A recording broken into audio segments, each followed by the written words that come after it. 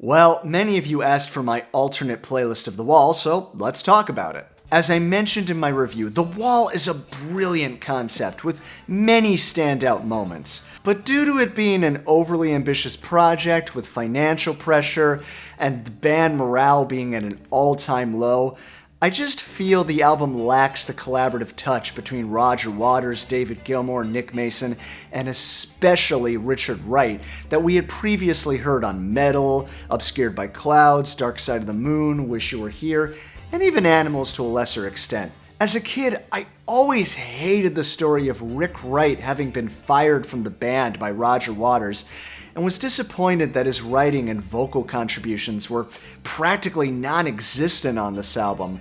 So, at one time, I made my own version of The Wall, where I substituted a couple of songs with songs from Rick Wright's solo album, Wet Dream. And I still maintain that they elevate the album, at least musically. I think you need to use your imagination. Envision a scenario where Rick brings in some similar tunes, which Roger adapts with lyrics pertaining to the concept, as he had with David's songs. And speaking of David, since he had put out a solo album in the same studio where they would track The Wall, and considering some of his ideas emerged from these sessions, why not include those as well? The final source we'll be drawing from is their live show, once released on Is There Anybody Out There, but seems to be out of print.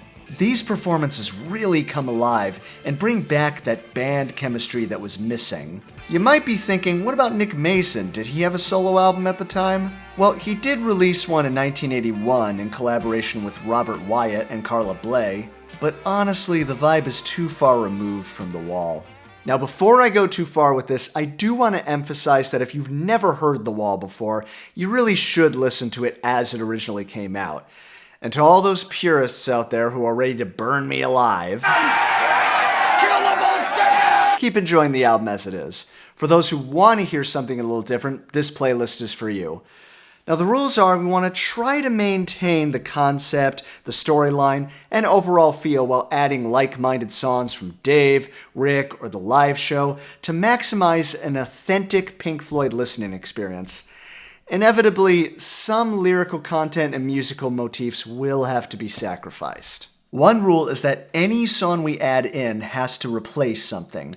We won't worry so much about time or vinyl restrictions since it's going to be a lot longer. When I edited this together privately, I did find myself trimming small sections here and there, but obviously I can't share that. And because Wet Dream and Is There Anybody Out There aren't on Spotify, I'll have to share a YouTube playlist. Anyway, now that that's all out of the way, let's talk about it. The album will start with In the Flesh, ? Admittedly, the opening piece with We Came In isn't going to make much sense on this version, but like I said, we have to sacrifice something. In my own version, I actually started with the live Master of Ceremonies intro. I'll get into that more in the next video. Suffice to say, I actually prefer this intro.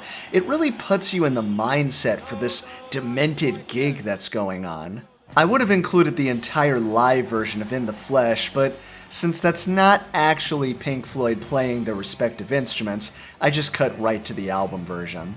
Immediately following, we're going to make a big change by replacing The Thin Ice with a song from David Gilmour's solo album called Raise My Rent. And not that I necessarily have a problem with The Thin Ice, it's just that I'm really missing those epic instrumental passages we had heard on their previous albums, and Raise My Rent fills that void nicely.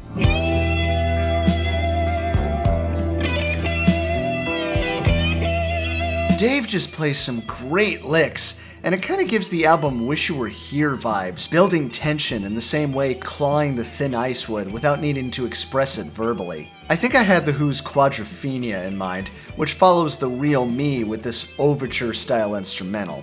Obviously, the title has nothing to do with anything, but Dave admitted in an interview that these were unnamed instrumentals that he had to give titles to at the last minute. Can't really call them instrumental in E. And suddenly there's a deadline, a printing deadline. They say, right, gotta get these titles onto the record. I did cut this one down a bit following the turnaround leading into Another Brick Part 1, but obviously I can't share that here.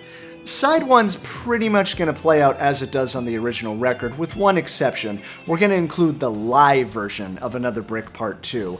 I really do love this version, in part because the audience's reaction is so enticing. We don't need no education. But we also get another guitar solo from Snowy White and a B3 solo from Rick Wright. Admittedly, it's not his best solo, but it's great to hear him stretching out here. It really now feels like the Pink Floyd we know and love. The studio version of Mother will close side 1. I tried to find a way to include When the Tigers Broke Free, but I just couldn't find a way to make it work, especially since we learned of his father's fate in Another Brick Part 1. I guess I can now see why they left it off the album. But we'll continue side 2 with Goodbye Blue Sky, and we're going to include the live version of Empty Spaces. You can hear the tail end of an organ piece Rick plays following Blue Sky, which I used the whole thing for in my mix. But the real reason for its inclusion is I want me some What Shall We Do Now. Yeah, this song rocks. It's one of Roger's best vocals from the show, and the banter between really leads nicely into the live version of Young Lust, the definitive version. Again, Rick has a B3 solo, and it's even better than Brick 2.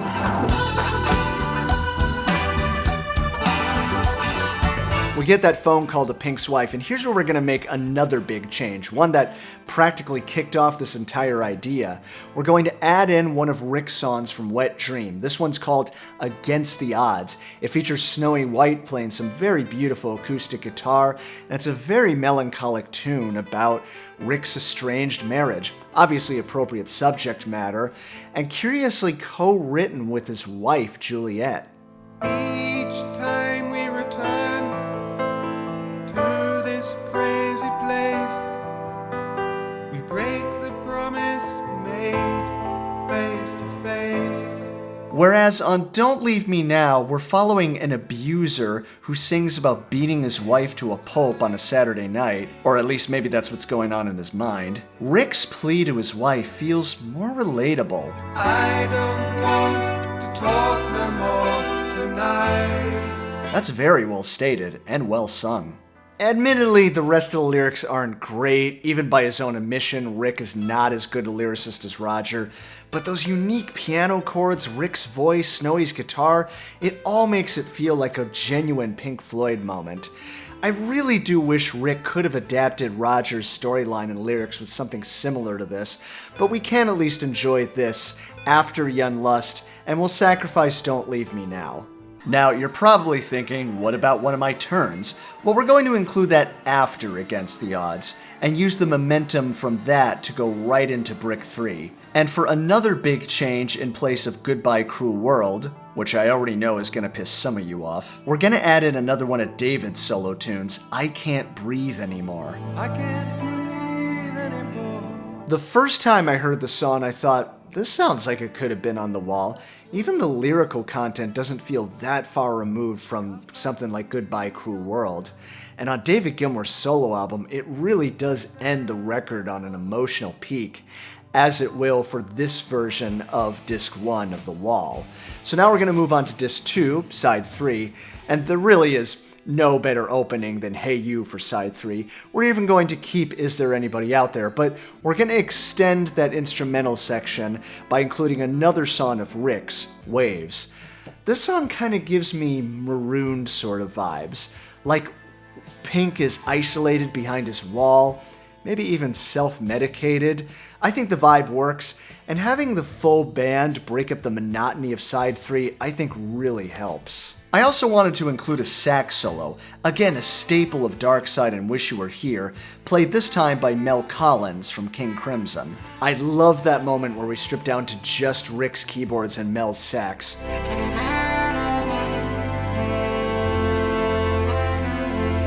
You know, Pink Floyd has always been about the musical spaces between the words, and I think Waves really gives us that reflection time, some dynamics. You know, for anyone who's ever had bouts with depression or isolation or even drug addiction, sometimes it really does feel like you're just kind of lost in your own mind in some intangible manner. I mean, look, I can appreciate Roger telling us what's going on in Pink's mind, thinking about Vera Lynn, but Waves makes it feel like you really are in Pink's mind, It's just this feeling that I can't explain. You would not understand. Now, we are still going to include Nobody Home, but it'll follow waves.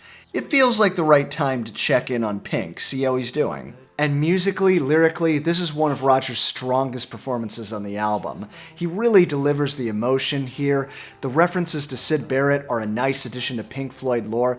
I also just feel like the song shines more following an elongated instrumental, and without feeling drawn down by Vera and Bring the Boys Back Home, since they all kind of share the same melodic structure. And look, I know Roger has said he really likes the song Vera.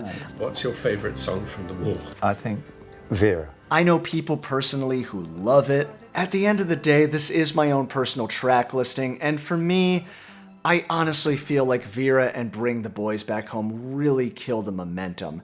The one section I really do want to include from Bring the Boys Back Home is the looping memories of trauma, the knocking on the door, time to go, which I've always considered more like an interlude. Actually, I kind of consider it the beginning of Comfortably Numb, but again, we can't include that on a playlist, so we're just going to go right to Comfortably Numb, the pinnacle of this album.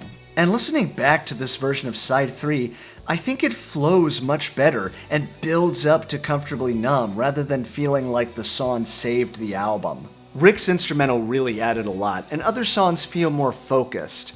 Moving on to Side 4, this is the one that changed the most. In fact, we're really only keeping one album cut. One of the reasons I decided to include David Gilmour's solo album was because of the song Short and Sweet, which has an intro reminiscent of Run Like Hell.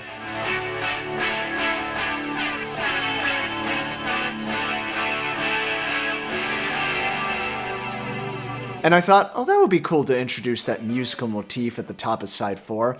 The harmonies are beautifully arranged, which is good because we're replacing the Beach Boys style, The Show Must Go On. And while lyrically it might be a tad positive for this section of the album, it does ask some profound questions that connect to The Wall. You ask, what is the quality of life, seeking to justify the part you play? The song was co-written by Roy Harper, who was involved in Wish You Were Here, so it's a nice addition to involve a Floyd veteran.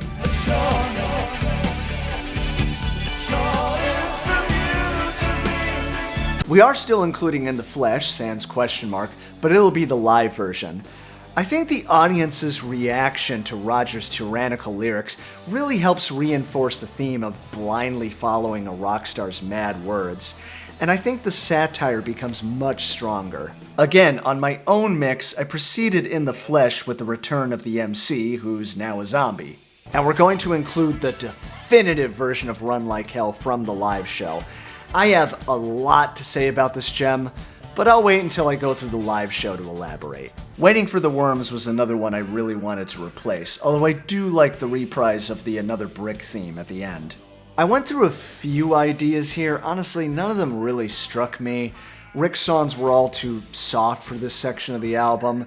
I tried using Dave's So Far Away, maybe kind of expanding on the Exposed Feelings theme, but that one didn't really work either. Someone in the comments suggested There's No Way Out of Here, sounds like right lyrical content for The Wall, but because that's a cover, I didn't really want to use that either. Finally, I tried using Dave's No Way, and that worked kind of nicely, especially with those bluesy slide licks, which I'm always up for hearing. It's a similar tempo, he says it's my show, so you have that theme going on. And even lyrics like did I get out of touch, did I lose my way, hint at the showing feelings storyline. Although it does make the album sound kind of meta, like Dave is saying to Roger, there's no way I'm gonna let go because it's my show. In fact, I wouldn't even be surprised if that's actually what the song's about. From here we'll go to The Trial. And while I'm still not the biggest fan of this track, I really can't imagine The Wall without it. But as I already explained in the review itself, practically the whole reason I made this playlist, we're going to replace the closing song with one of Rick's, Pink's song. Already, the title seems to suggest lamenting the protagonist, and a lot of fans have speculated that it's about Syd Barrett. In actuality, it's about Rick and Juliet Wright's housekeeper and family friend who went by the name of Pink. Still, it's hard not to think of Syd when he says, Patiently you watched us play parts you'd seen before. Even then we sometimes asked, would you keep the score? Again, I think I'm making this more meta considering Rick left after the wall was finished. I must go beyond my way, let me go, I cannot stay. But considering the Syd connection, I think it could still work as symbolism for Pink needing to leave the music business, exit the material world. You know, it can mean a lot of things. Again, it's not like these are the greatest lyrics ever written, but the chord structure, Mel's flute, and Rick's soft vocal all really make up for it. You know, I really do wonder what a gem like this would have sounded like with Roger's lyrics to close the wall. If there is a single song to try as a replacement, I really would try it with Pink's song, if anything to include Rick's voice and composition credit. So that's my alternate playlist. I really do feel like it adds more to that band feel and flows better. But even I gotta admit, it wasn't easy getting there. The wall really is its own unique entity, and it really makes you appreciate all the little musical motifs and conceptual ideas when they're not there. For those who really do feel that the wall is perfect on its own, I understand. This was really just a fun exercise to highlight some great performances that maybe you wouldn't have heard otherwise. But anyway, we're going to get back on track next time. We're going to discuss the entire live show and go through The Wall, the movie. So I'll see you there.